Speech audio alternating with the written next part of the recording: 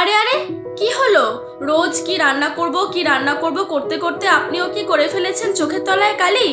অত ভাববেন না, চটজলদি বানিয়ে ফেলুন তো দেখি এরকম আস্বাদন স্টাইল চিকেন হারিয়ালি। হারিয়ালি শব্দটি হিন্দি হরিয়ালি থেকে আসা, যার অর্থ সবুজ বা সতেজতা। আর এটি হচ্ছে এই পদটির প্রধান বৈশিষ্ট্য, এবং এই পদটি বিশেষত তার সতেজ স্বাদ এবং রঙের জন্যই পরিচিত।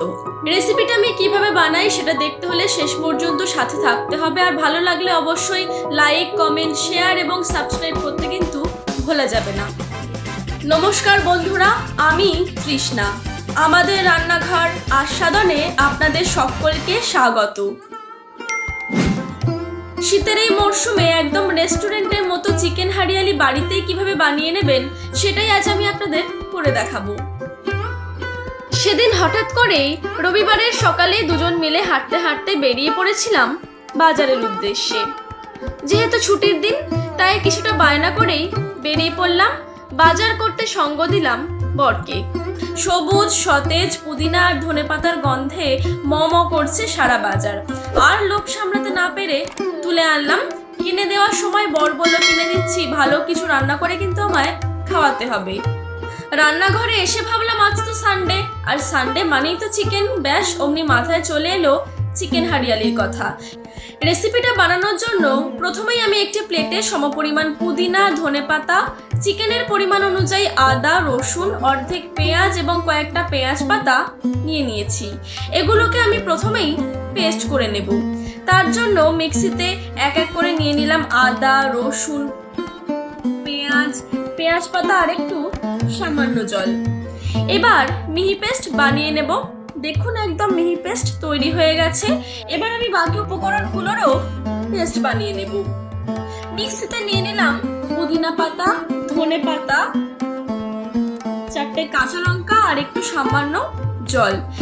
এবার এটারও একটা সবুজ মিহি পেস্ট বানিয়ে রাখবো।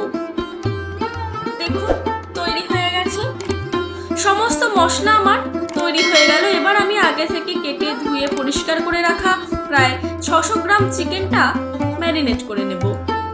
ম্যারিনেশনের জন্য চিকেনের মধ্যে দিয়ে দিচ্ছি আগে থেকে তৈরি করে রাখা আদা, রসুন, পেঁয়াজ এবং পেঁয়াজ পাতার পেস্ট, 2 চামচ ধনে গুঁড়ো, 1 চামচ জিরে গুঁড়ো, 1 চামচ ঝালের জন্য লাল লঙ্কার গুঁড়ো, সামান্য হলুদ, স্বাদমতো লবণ, দিলাম আগে থেকে তৈরি করে রাখা ধনে পাতা, পুদিনা পাতা এবং কাঁচা লঙ্কার পেস্ট, আর দিয়ে দিলাম 4 চামচ টক দই। সমস্ত কিছু দেওয়া হয়ে গেছে। এবার ভালো করে মাখিয়ে নেব। আর মাখিয়ে নেওয়া হয়ে গেলে চাপা দিয়ে 2 ঘন্টার জন্য রেখে দেব। তবে আপনাদের হাতে যদি সময় আরো বেশি থাকে তাহলে আরো কিছুক্ষণ আপনারা রাখতে পারেন, তাতে স্বাদটাও ভালো হবে আর রান্না করতেও কিন্তু বেশি সময় লাগবে না।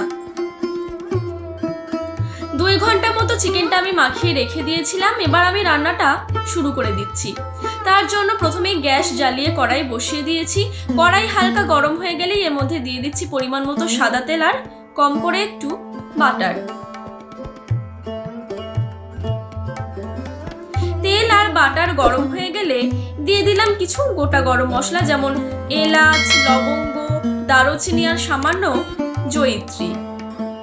এবার গ্যাসের ফ্লেমটা লোতে করে 15 সেকেন্ড মতো মশলাগুলো ভেজে নেব।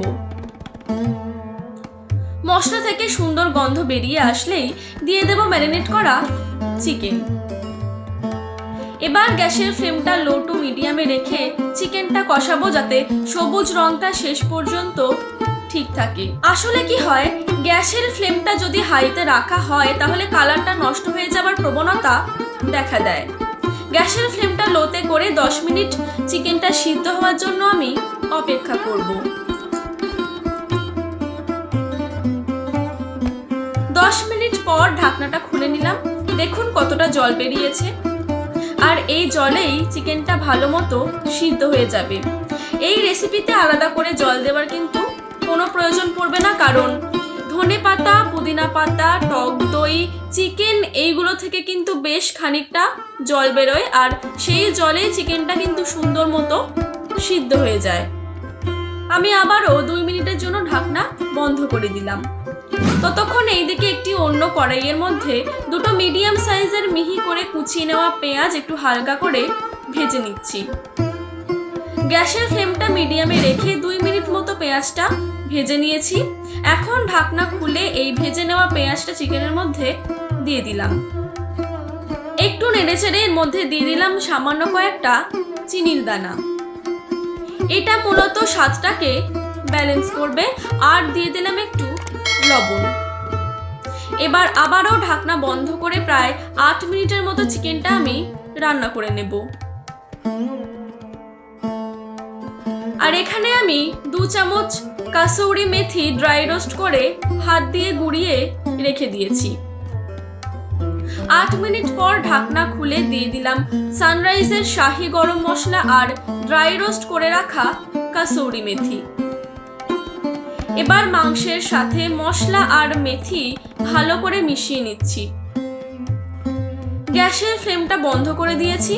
2 মিনিট স্ট্যান্ডিং টাইমে রেখে দেব। আর তারপরেই সার্ভ করব গরম গরম চিকেন হারিয়ালি।